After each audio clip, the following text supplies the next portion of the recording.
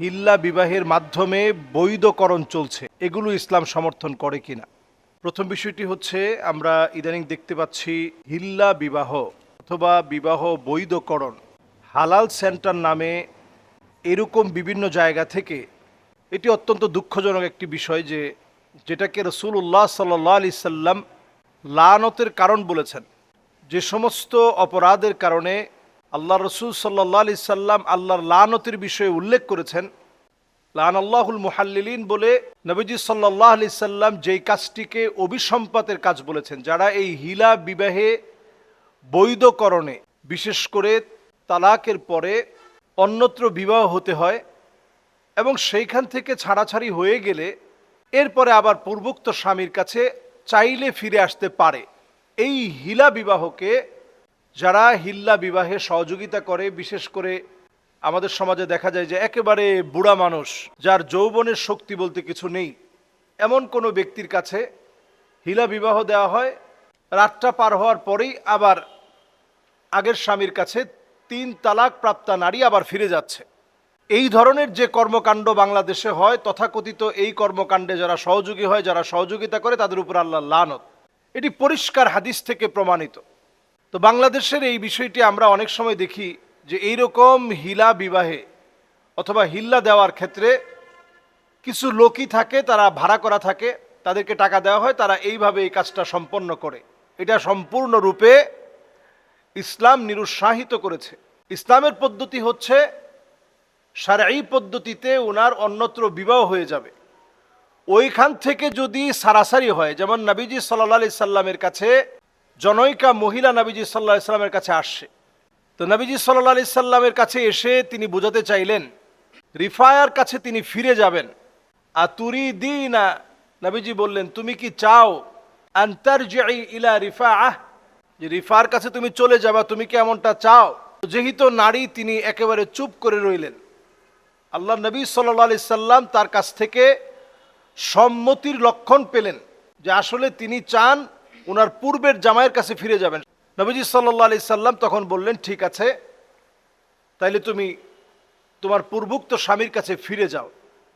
তাহলে প্রথম যে স্বামীর কাছে তিনি ছিলেন সেখানে ফিরে যেতে হলে আরও একটা বিবাহ লাগবে, এবং সেই বিবাহে শুধুমাত্র নামে বিবাহ হলে চলবে না, তাদের মধ্যে সংগঠিত হতে হবে সম্পর্ক। এরপরেই কেবল যদি ছাড়াছাড়ি হয়, তাহলে তিনি প্রথম স্বামীর কাছে আবার হালাল হয়ে ফিরে যেতে পারবে।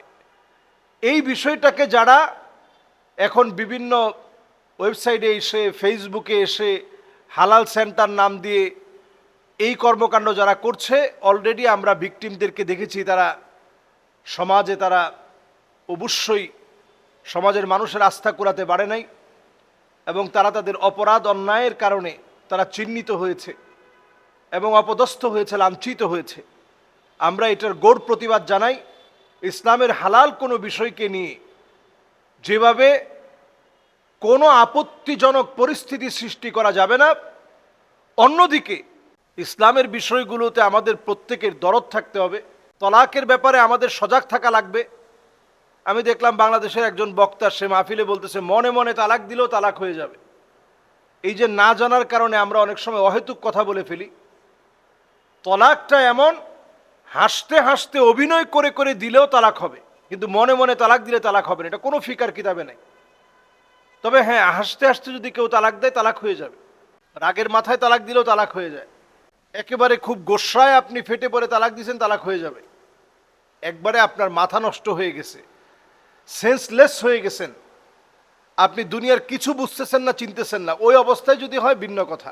এজন্য আমরা তলাকের মতো আবগাদুল হালাল, এটাকে আমরা একেবারে সহজ মনে না করি যে বাস হিলা বিবাহের একটা সেন্টার থাকলো, ওইখানে আসলেই কিছু লোক থাকবে, ওইখান থেকে হালাল হয়ে যাবে।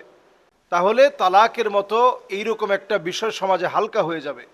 বিচ্ছেদের মতো একটা বিষয়, যেটা অনেক সময় প্রয়োজনীয় হয়ে যেতে পারে। আপনি কোনোভাবেই এই স্বামীর সাথে আর সংসার করতে পারছেন না। উনি একদিকে আপনাকে মারধর করছে, উনি নেশাখোর, উনি যৌতুকের দাবিতে আপনাকে মেরে আধমরা করে ফেলছে। ইসলাম তো আপনাকে বলে না যে এরকম একটা লোকের সাথে আপনি ঘর সংসার করেন। এই জন্যই তালাকের বিধান আছে। কিন্তু যদি এরকম হালাল সেন্টার নামে সেন্টার থাকে, তাহলে এই বিষয়টা হালকা হয়ে যাবে।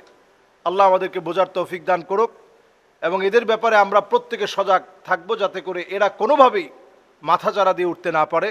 আল্লাহ তাআলা আমাদেরকে বুঝ দান করুক। আসসালামু আলাইকুম ওয়া রাহমাতুল্লাহি ওয়া বারাকাতুহু।